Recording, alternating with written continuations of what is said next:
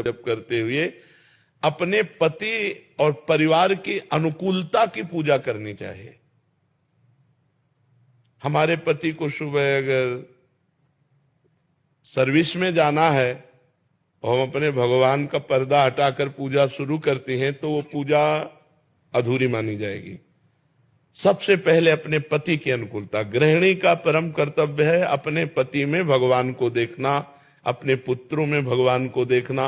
पुत्रों को स्कूल जाना है, पति को सर्विस जाना है, तो सबसे पहले हमारी पूजा की तैयारी होनी चाहिए। अपने पति देव को संतुष्ट करके, खिला पिला के, उनका टिफिन तैयार करके उनको भेजा, पुत्रों को स्कूल भेजा, फिर अपनी दिनचर्या। लेकिन ये दिनचर्या करते हुए हम नाम जप कर सकते हैं। हम रसोई बना रहे, राधा राधा राधा राधा, हम सोहनी लगा रहे, राधा राधा राधा, पात्र मार्जन कर रहे, राधा राधा राधा। तो गृहिणी की सर्वोत्तम पूजा है अपने परिवार की अनुकूल परिस्थिति उपस्थित करते हुए कहीं किसी भी तरह का झगड़ा, कोई परेशानी, किसी भी तरह की असंतुष्टता ना आते हुए नाम जप करते हुए करे। और जब वो चले गए तो अपने ठाकुर जी को उठाया, ठाकुर जी के श्रृंगार किया, ठाकुर जी की सेवा की, इस भाव से चले।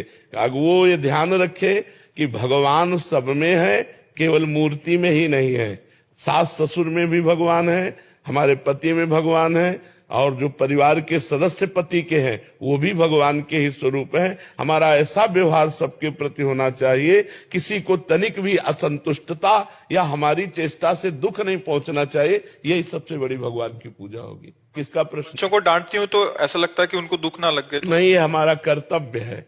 जैसे एक शिष्य अपने गुरु के अधीन जो है, तो गुरु का कर्तव्य है कि शिष्य के दोषों को देखकर उसका दंड विधान करते हुए उसे निर्दोष करे। जैसे एक पुत्र पिता के अधीन रहता है तो पिता का कर्तव्य है पुत्र को गुणवान बनाने के लिए आवश्यकता पड़ने पर उसे डांटे, उसे शासन में ले। तो ये कोई दोष नहीं है, ये तो हमारा कर्तव्य है, हमें कर्तव्य पालन करना है। आदर्श श्रीवास्तव जी मुंबई से। राधे राधे। राधे राधे महाराज जी। महाराज जी, इनका भी सेम प्रश्न है। कह रहे कि जब ऑफिस में किसी कर्मचारी को दंड देता हूं तो मन जलता है कि जब भगवान सबको क्षमा कर देते तो मुझे भी क्षमा कर देना चाहिए, तुम क्यों दंड? भगवान सबको क्षमा नहीं करते, नहीं तो ये सब किसी को कर्म भोग भोगना ही ना पड़े। सब मंदिर जाते हैं, सब हाथ जोड़ते हैं, सब जय जय मनाते हैं, नहीं क्षमा करते हैं। क्षमा तब करते हैं जब कोई आर्त भाव से कि अब लो नसानी अब ना नसो, आज तक किया, हे परमात्मा आज के बाद कदापि नहीं करूंगा और निरंतर नाम जप करूंगा, सही चलूंगा। तो भगवान कुछ दिन देखते हैं और फिर उसको क्षमा कर देते हैं। अगर ऐसे कोई गलती नहीं करना चाहता, गलती करने का स्वभाव नहीं है, लेकिन स्वाभाविक संयोग वसात गलती पड़ गई,